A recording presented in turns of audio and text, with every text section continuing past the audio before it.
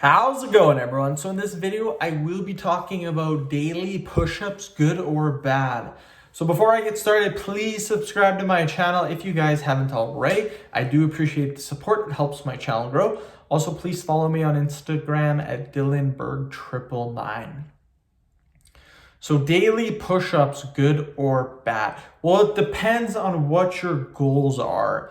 If your goals are simply just to get a toned body, decent shape, maybe lose some weight, lose some chest fat, develop some muscles, then yeah, daily push-ups are 100% okay.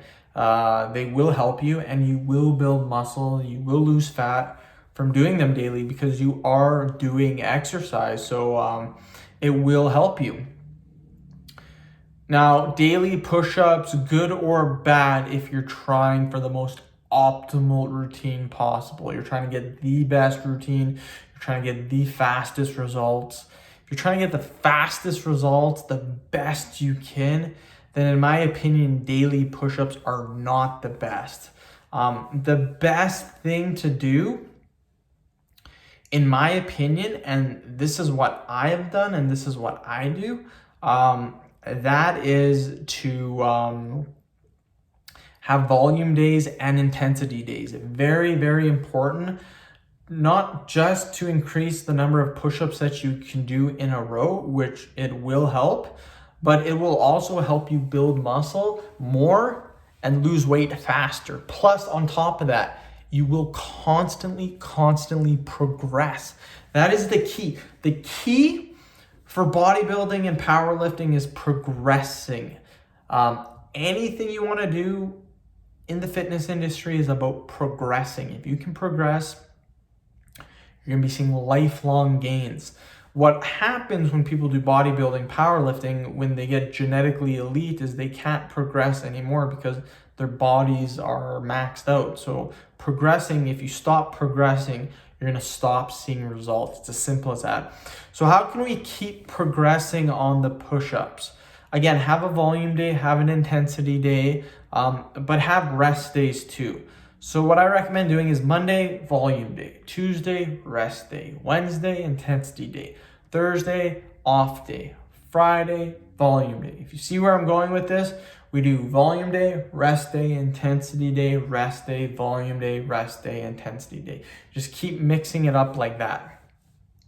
Now, here's the thing. What's going to happen is that because you're doing volume, your intensity is also going to go up. And likewise, because you're doing more intensity, you're going to be able to do more volume. So they both kind of help each other out. Now, here's the thing. You will eventually plateau on this as well, because if you keep progressing forever on the one exercise, you'd be doing thousands and thousands of push-ups in a row. It's not how it works. So what we need to do is once we have stopped progressing, we need to switch up the exercise. So for example, and people are probably wondering, what's volume? What's intensity day? Volume day just means you try to get in a lot of repetition. So lots of volume. Intensity day is you go hard, like you very, very intense, but not a lot of volume. So with the volume day, I would recommend starting off doing 10 sets of around 10 repetitions. That's going to give you 100 repetitions. That's quite a bit of volume, my friends. For intensity day, just do as many reps as you can in a row and do that for 2 sets. That's it, just 2 sets. Then call it a day. So it might take you 5 minutes to do that, and that's it. Your day's done. Here's the thing. You will plateau doing that. Guaranteed, 100% guaranteed. Anyone who does that will plateau, guaranteed. So what happens when you plateau doing normal push-ups? Do wide grip push-ups. You can do wide grip push-ups. Start off at a decent rep range. Do your intensity day. What I would recommend doing too is, let's say for your intensity day for wide grip push-ups, again, we're doing a new variation. Let's say wide grip push-ups. You can do 50 push-ups in a row, wide grip. What I would do is I would do 35 in a row. And what I would do is over time, I would keep adding a rep or 2 every single day at a rep or 2, then what's going to happen is that over 3-4 weeks, you're going to get back up to 50 reps. But what's going to happen is that you've now accumulated your body with progress.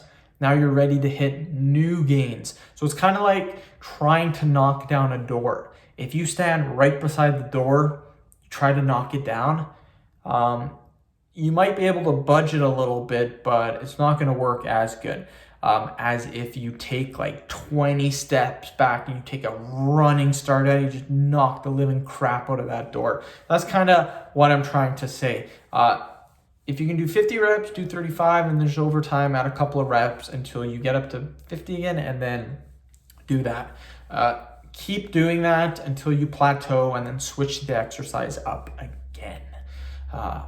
Instead of wide grip, do incline push-ups. Once you've done incline push-ups, you can do archer push-ups. Once you've done archer push-ups, you can do stagger push-ups.